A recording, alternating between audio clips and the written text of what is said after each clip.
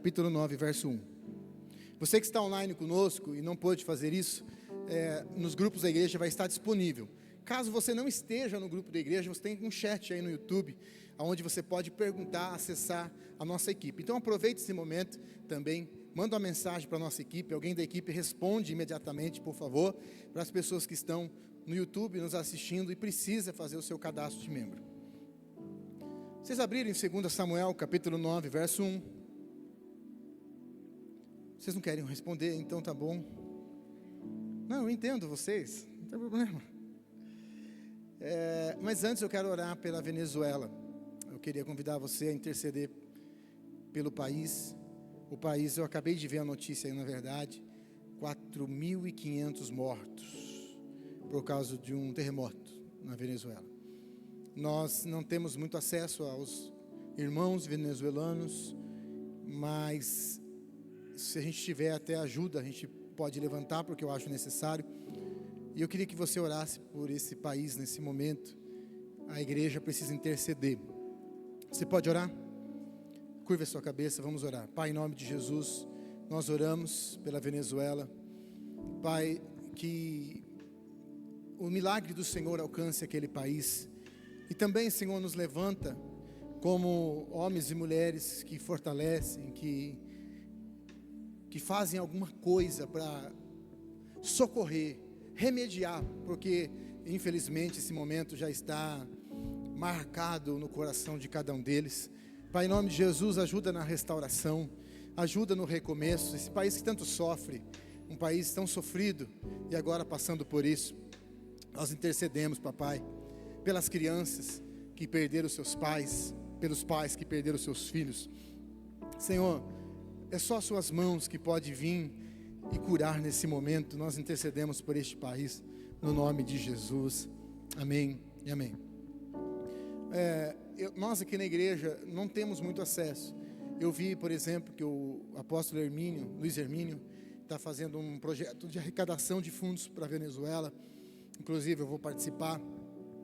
Se a gente tiver algum acesso para isso, a gente fala com vocês. Mas, irmãos, nós temos que se envolver com a igreja de Cristo. Nós temos que entender o que está acontecendo na igreja de Cristo. Então ore todos os dias pela Venezuela, porque é uma ação muito importante nós como igreja fazer para interceder por esse país. Amém? Eu acho que preciso baixar só um pouquinho o teclado para mim aqui, Isaac, ou o próprio teclado, não sei se é possível. 2 Samuel, capítulo 9, nós vamos ler todo o texto e depois eu vou explicar para vocês. Diz assim: certa ocasião, Davi perguntou: resta ainda alguém da família de Saul, a quem eu possa mostrar bondade por causa da minha amizade com Jonatas? Diga comigo bondade. Mais uma vez, bondade. Eu quero que você guarde essa palavra, porque no texto que nós vamos ler hoje, você vai ver a palavra bondade se repetir em alguns momentos. Então chamaram Ziba, um dos servos da casa de Saul, para que se apresentasse a Davi. O rei lhe perguntou: você é Ziba? Sou teu servo, ele respondeu. O rei perguntou-lhe: resta ainda alguém da família de Saul a quem eu possa mostrar a bondade de Deus? Ainda há um filho de Jonatas, aleijado dos pés, respondeu. Onde está ele? Perguntou o rei. Ziba respondeu: na casa de Marquir, filho de Amiel, em Lodebar. Então o rei mandou trazê-lo de Lodebar. Quando Mefibosete, filho de Jonatas e neto de Saul, compareceu diante de Davi, prostrou-se com o rosto em terra. Mefibosete perguntou Davi. Ele respondeu: eis aqui o teu servo. Não temais, ou não tenha medo. Disse-lhe Davi: pois é certo que eu tratarei com bondade por causa de Jonatas, o seu pai. Vou devolver-lhe todas as terras que pertenciam ao seu avô, Saul, e você comerá sempre à minha mesa. Mefibosete prostrou-se e disse: quem é teu servo para que te preocupes com um cão morto como eu? Então o rei convocou Ziba, servo de Saul, e disse-lhe: devolvi ao neto de Saul, o seu senhor, tudo o que pertencia a ele e à família dele. Vocês, os seus filhos, os seus servos, cultivarão a terra para ele. Você trará a colheita para que haja provisões na casa do neto do seu senhor. Mefibosete, porém, comerá sempre à minha mesa. Ziba tinha 15 filhos e 20 servos. Então Ziba disse ao rei: o teu servo fará tudo o que o rei meu senhor ordenou. Assim Mefibosete passou a comer à mesa de Davi, como se fosse um dos filhos do rei. Mefibosete tinha um filho ainda jovem, chamado Mica. Todos os que moravam na casa de Ziba tornaram-se servo de Mefibosete.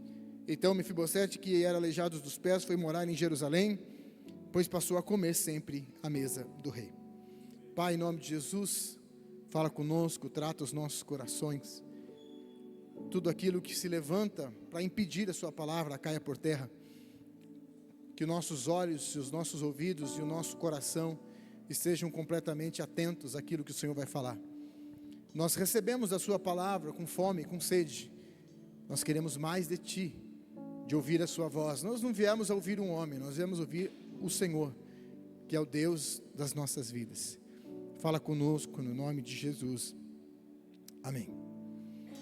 Aqui tem uma das histórias mais tristes e ao mesmo tempo mais poderosa do que você pode ver.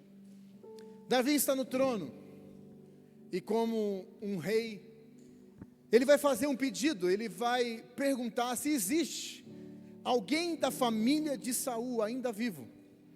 Saul foi o primeiro rei de Israel, um dos reis importantes, sim, na história, mas decidiu desobedecer a Deus. E em sua trajetória, Saul decidiu honrar mais os homens do que a presença de Deus. Desprezado por Deus, perdeu o trono. Deus levantou alguém segundo o teu coração, Davi. Mas Saul tinha um filho chamado Jonatas. Esse homem, um guerreiro, inclusive, foi muito fiel a Davi. E Davi então decidiu cumprir um acordo, uma aliança feita com Jonatas. Jonatas já sabia que seu pai perderia o trono. E ao saber que o seu pai perderia o trono, Jonatas sabe que ele também não vai ser rei, mesmo sendo o sucessor. A história de Saul é uma história muito triste, um final muito triste. No final da sua vida, Saul é morto, Jonatas também é morto.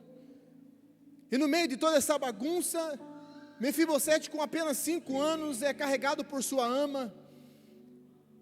E no meio dessa jornada, dessa bagunça, ela deixa o menino cair e ele fica aleijado de ambos os pés. Agora, aleijado de ambos os pés, ele é levado para uma terra chamada Lodebar. Lodebar é a terra onde nada produz, muito conhecida como a terra da pobreza, da escassez, a terra da falta. O menino, presta atenção, que era para crescer num ambiente real, comendo as melhores comidas, tendo a maior segurança possível, agora está numa terra onde vive de favor e onde vive debaixo de escassez. É uma história muito triste. Nós precisamos lembrar que Mefibosete não apenas está longe da sua casa, longe do ambiente real, como está numa terra de dor, como está num ambiente de amargura. Agora você imagina comigo, esse menino que tinha tudo para ser um dos reis, suceder o seu pai Jonatas, por exemplo.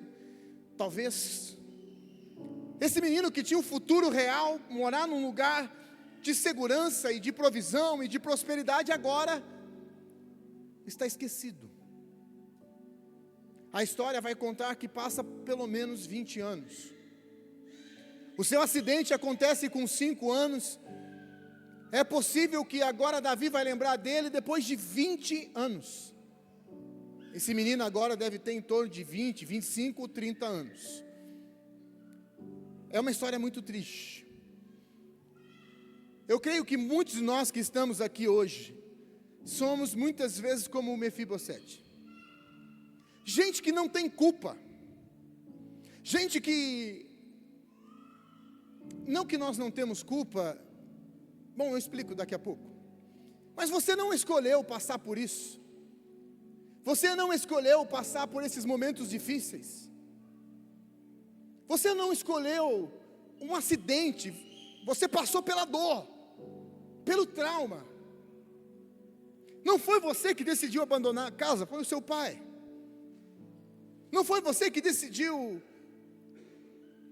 abandonar tudo, não ter uma mãe, ou ter uma mãe alcoólatra, ou ter um pai disfuncional. Não foi você. Eu sei que boa parte daquilo que nós vivemos não são decisões nossas. Muitas vezes são frutos de um acidente do meio do caminho, de dores que nos causaram. Você não pediu para ser rejeitado, você não pediu para ser abusado, você não pediu para ser desprezado, esquecido. Mefibosete não tem culpa. Foi um acidente causado por uma decisão de desonrar a Deus do seu avô. É o caos familiar, as famílias disfuncionais. Nem todo mundo aqui veio de um ambiente de cura. Nem todo mundo aqui veio de um ambiente onde tudo é organizado, onde tudo tem maturidade. Muitos de nós viemos de ambientes disfuncionais. E é lógico que assim como Mefibosete, as marcas ficam em nós. As marcas da rejeição, do desprezo, do abuso, da dor. São feridas que impactam nossa alma. Eu não vou desprezar isso aqui hoje.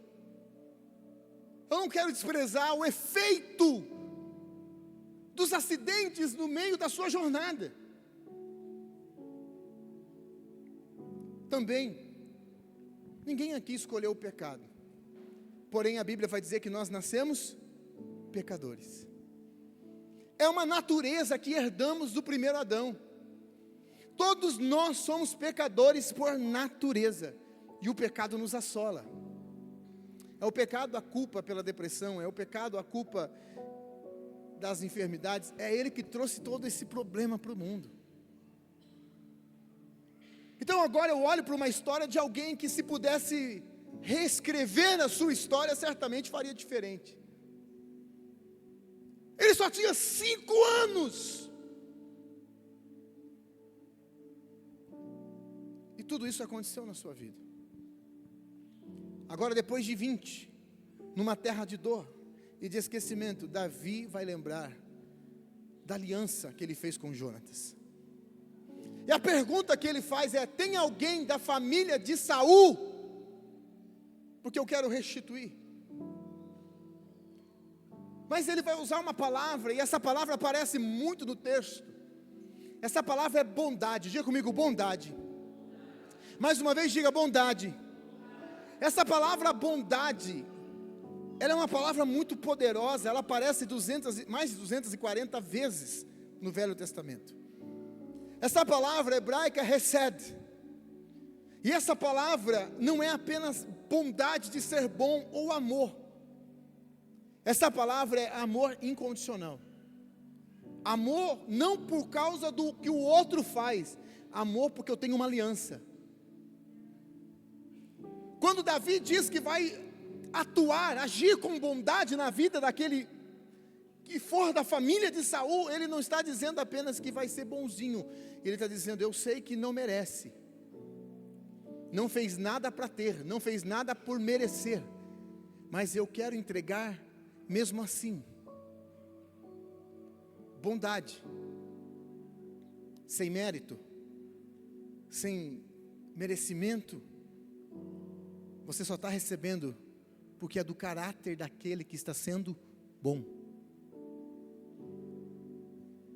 Davi vai repetir de novo a palavra bondade. E ele diz: chama-me Mefibosete para que eu seja bom com ele. Mas não uma bondade comum, a bondade de Deus. Uau! Sabe o que Davi está dizendo? Eu não mereço, ele não merece. Nós não somos merecedores, mas nós vamos receber uma bondade, porque ele é bom e nada pode mudar isso. Porque ele é bom e a sua aliança ela vai se cumprir. Deus tem uma aliança, é do seu caráter. Ele vai atuar com bondade. Assim é Deus conosco. Nós não merecemos. Nós não merecemos. Nada que eu e você façamos vai fazer cada um de nós sermos merecedores daquilo que Deus está fazendo na minha e na sua vida. Não adianta. Pastor, eu fiz uma campanha de 7 semanas. Não adianta. Pastor, isso que você pode fazer para alimentar a sua fé, tá tudo bem, não tem problema. Mas tudo que nós recebemos é bondade. Daqui a pouco você vai dar glória a Deus e aleluia. Você está começando a entender. Salmo 23, põe para mim, verso 4. Salmo 23, verso 4. Salmo 23, verso 4. Salmo 23, verso 4. Mesmo que eu ande pelo vale olá, uma versão diferente, a NVI. Mesmo que eu ande por um vale de densas trevas, não temerei perigo algum, pois tu estás comigo, a tua vara e o teu cajado me confortam. Verso 5. Preparas um banquete diante de mim na presença dos meus inimigos, unges a minha cabeça com óleo e meu cálice transborda. Verso 6. Certamente a bondade, diga comigo, bom, e o amor leal me seguirão todos os dias da minha. Uau! O que vai te seguir? A bondade. O amor que não depende do que você faça. Tem uma palavra para isso no Novo Testamento. Você sabe qual é a palavra? Graça. O recede do Velho Testamento é graça. É Deus nos amando independente daquilo que nós fazemos. É Deus me amando independente de quem eu sou. É Deus me amando independente do que eu faço. O seu amor é independente daquilo que eu sou e daquilo que eu faço. Quem está entendendo, diga glória a Deus. Então agora Davi decide atuar na vida de Mefibosete, dizendo: traga,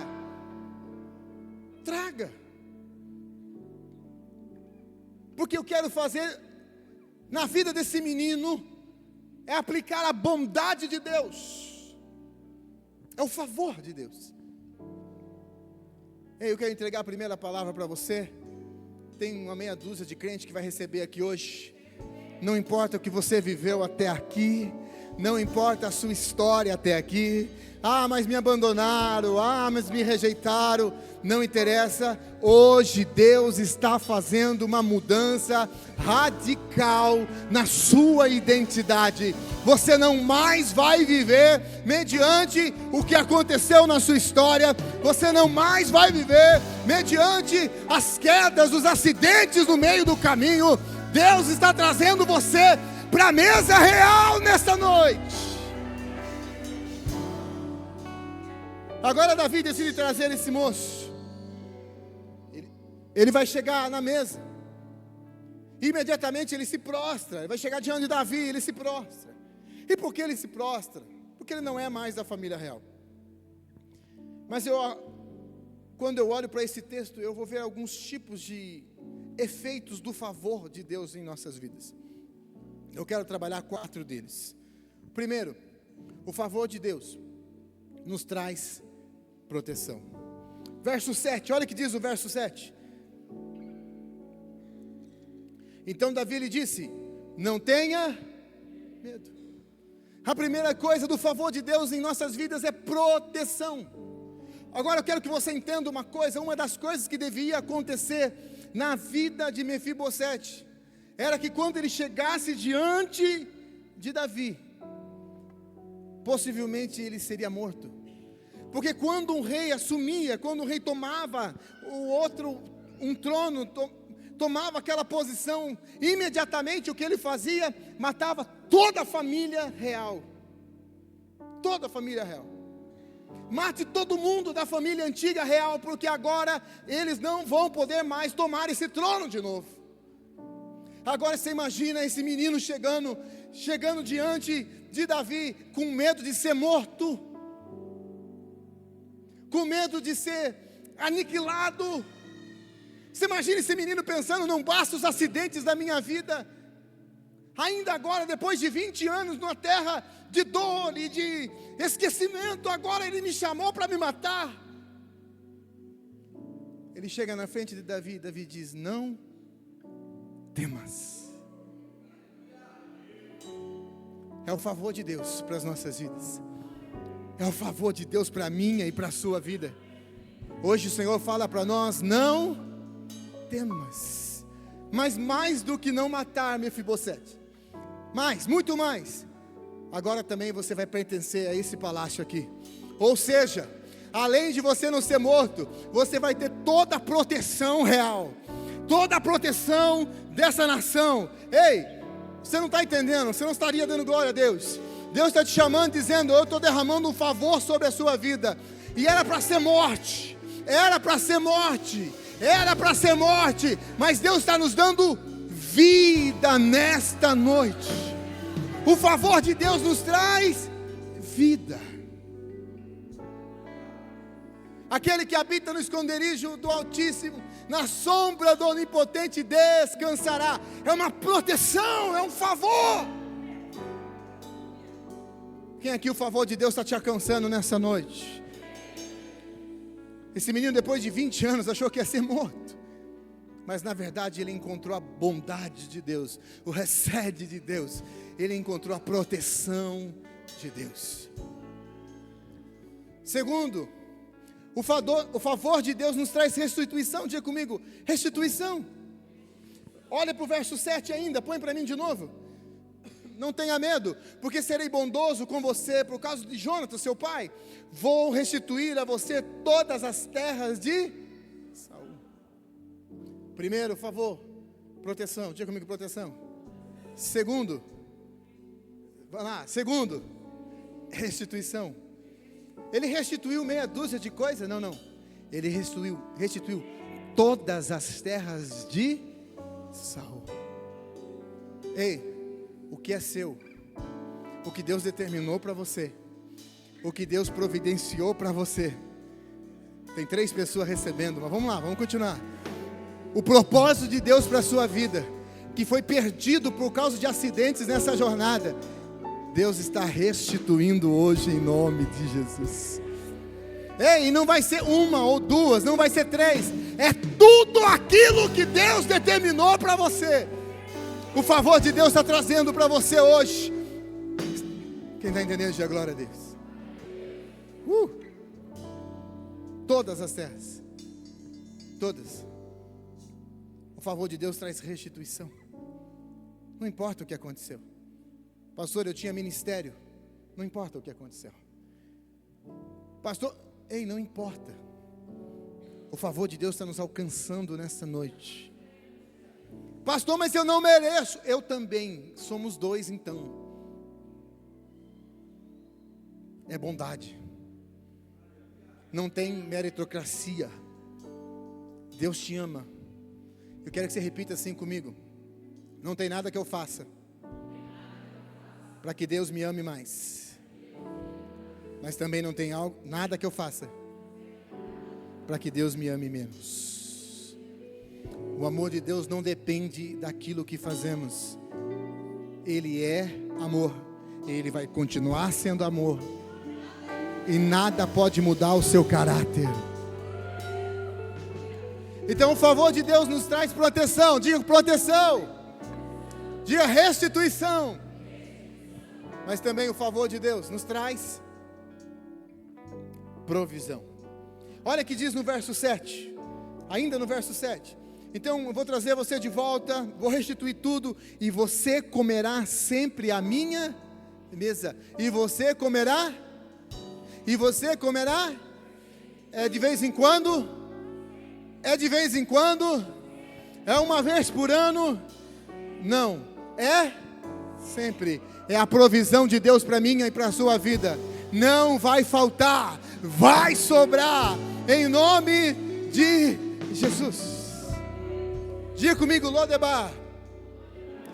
Vou explicar mais uma vez. Essa palavra significa ausência.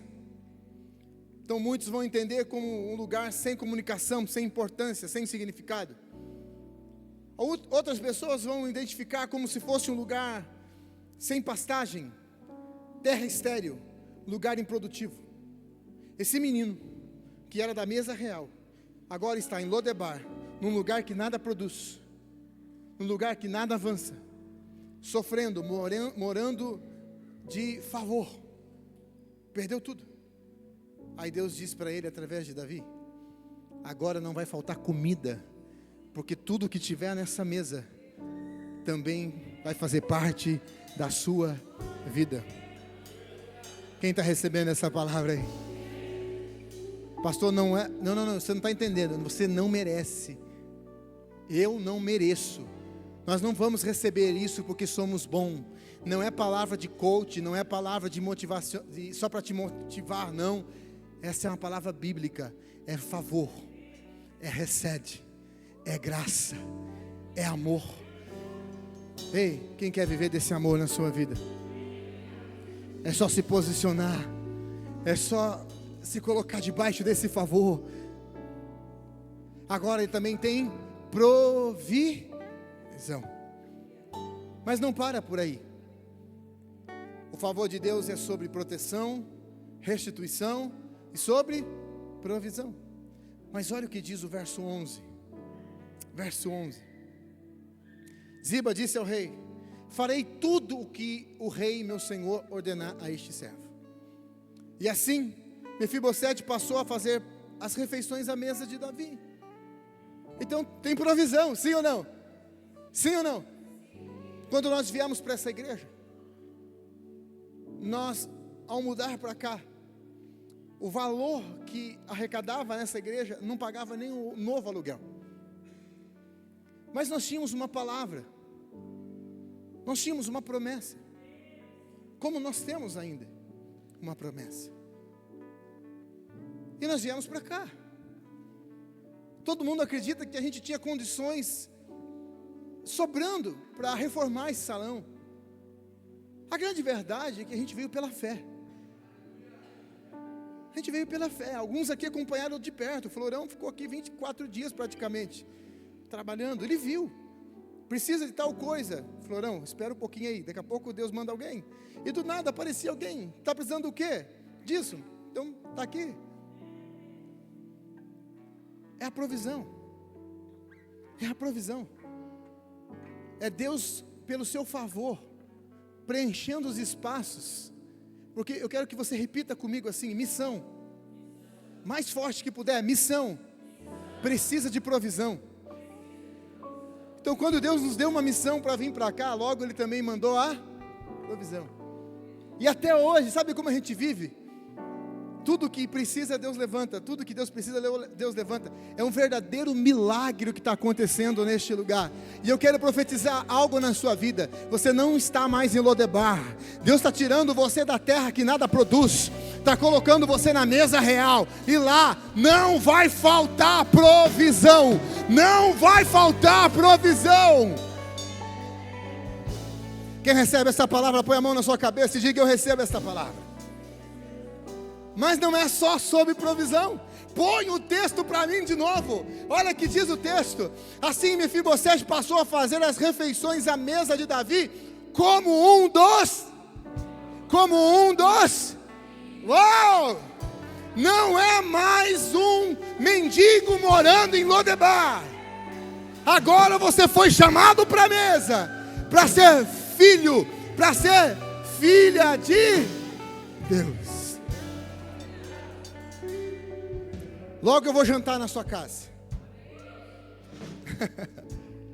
Vai devagar com a comida, porque vocês perceberam, irmão? Estou perdendo uns quilos. Não vou contar o segredo.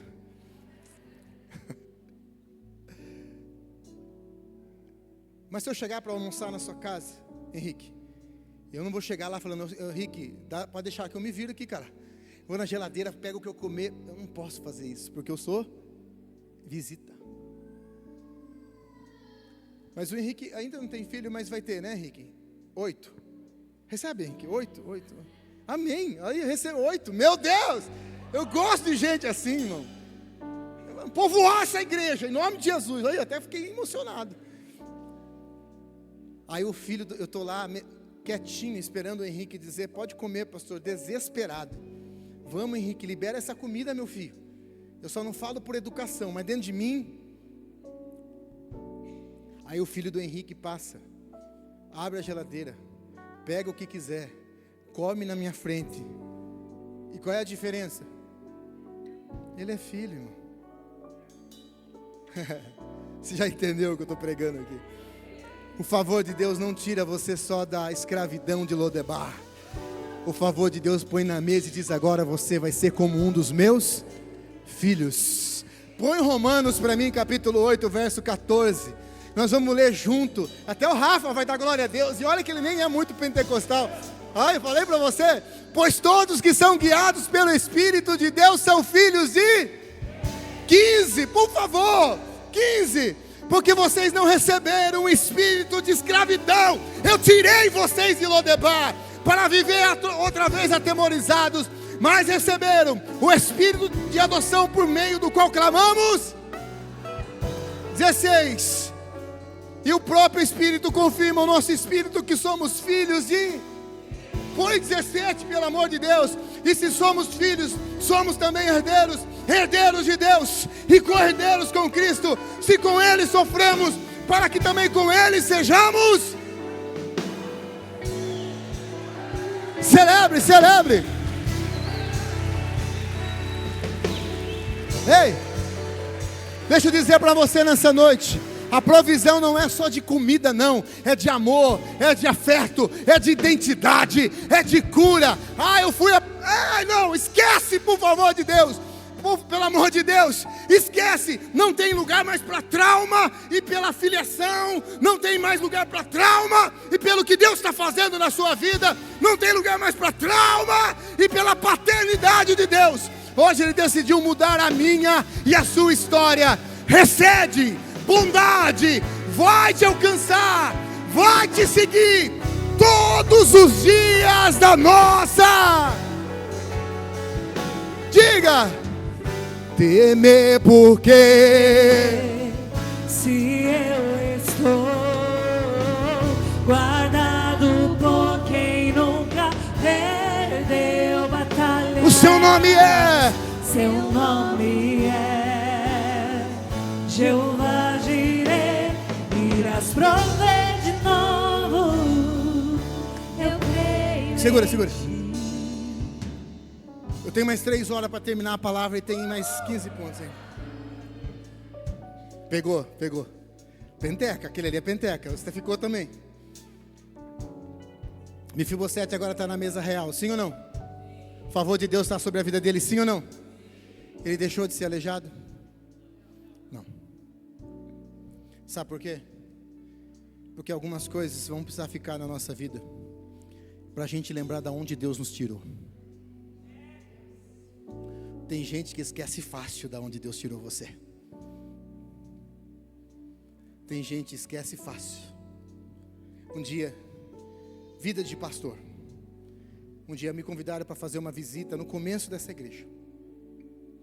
Peguei a minha jovenzinha pastora e fomos.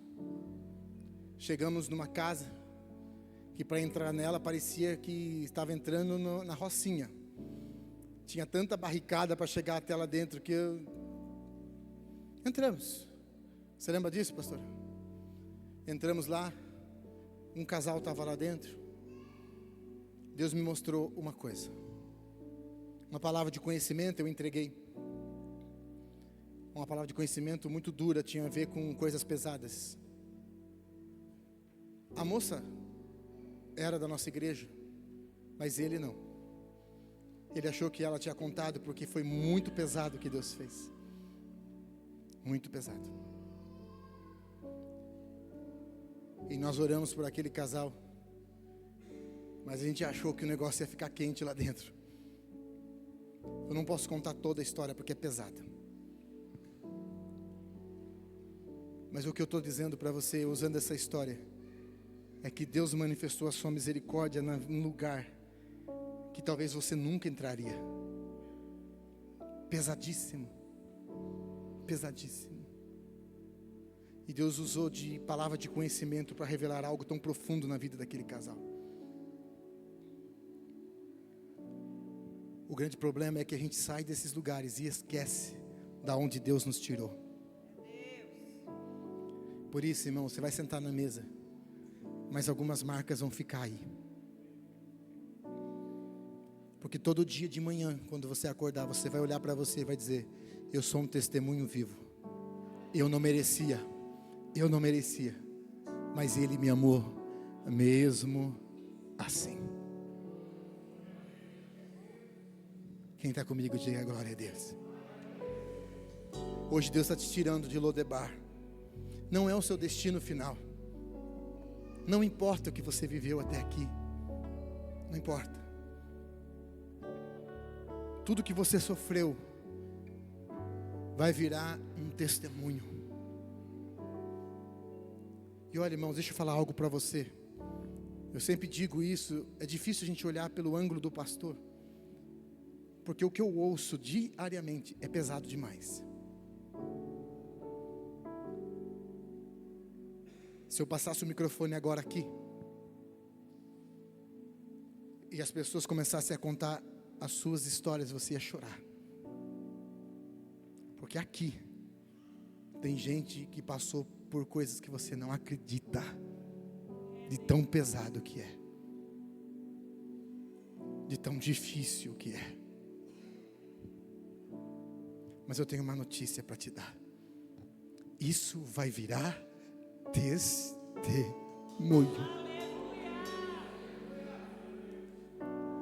E a dor que te trouxe até aqui é a dor que vai fazer você subir nesse altar para pregar o Evangelho. Aliás, não é a dor, não, a dor não, vai ser a cura que vai fazer você subir nesse altar. Presta atenção.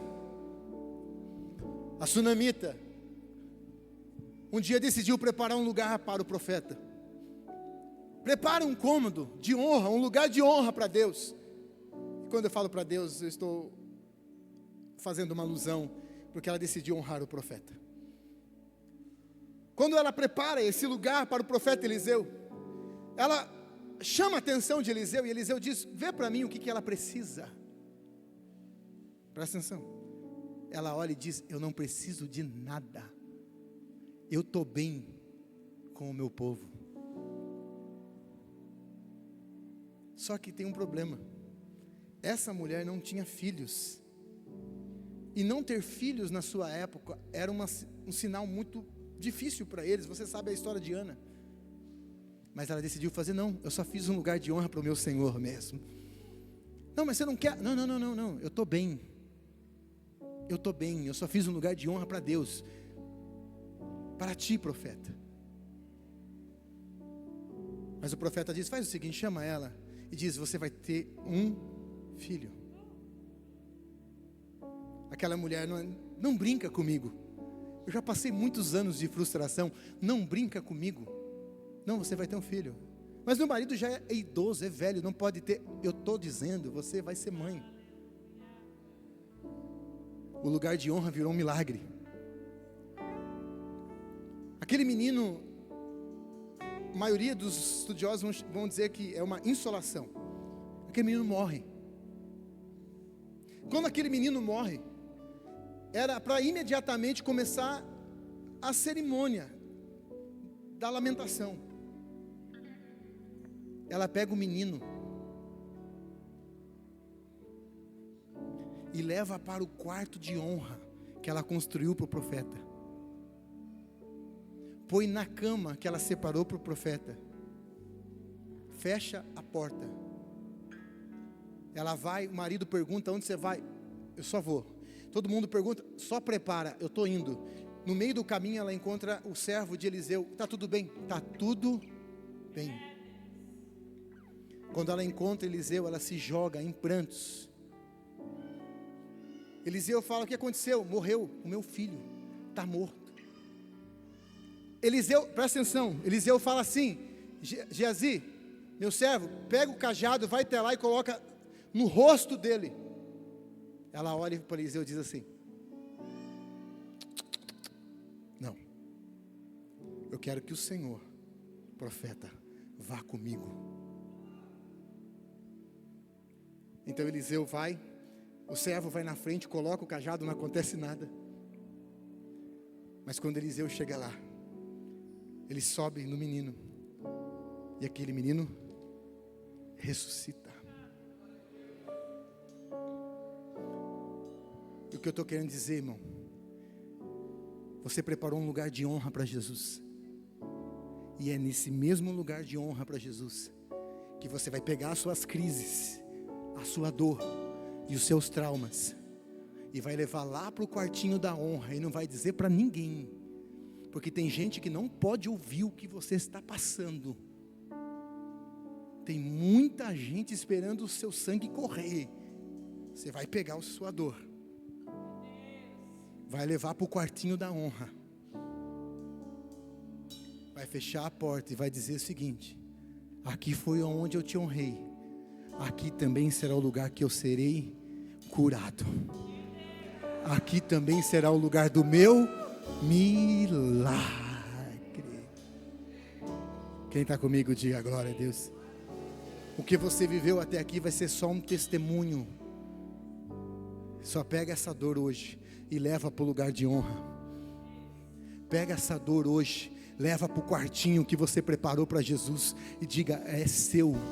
Se o Senhor fizer, se o Senhor não fizer, tudo é seu. Ela olhou e disse: eu não pedi filho nenhum, agora é seu. Ei, não importa o que você viveu até aqui, o favor de Deus alcançou a sua vida hoje. Então diga comigo: proteção, restituição, provisão e uma nova identidade. Proteção, restituição, provisão e uma nova. É isso que o favor de Deus está fazendo na sua família. Comece a receber algumas palavras aí. A sua família não vai ser como foi a sua antiga família. Não. O seu casamento não vai acabar em divórcio como todo mundo.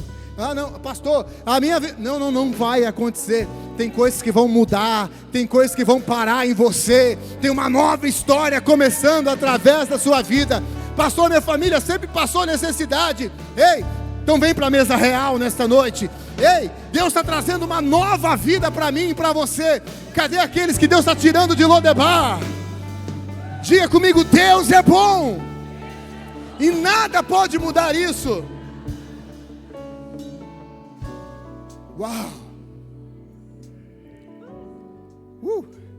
Eu sinto uma presença muito forte nesse lugar. Deus está curando a identidade dessa igreja. Feche seus olhos.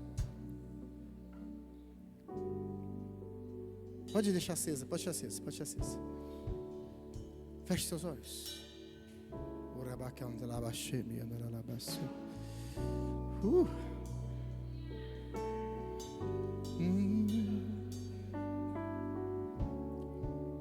Ei,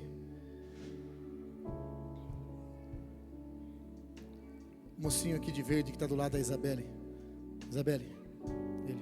Os demais ficam com os olhos fechados.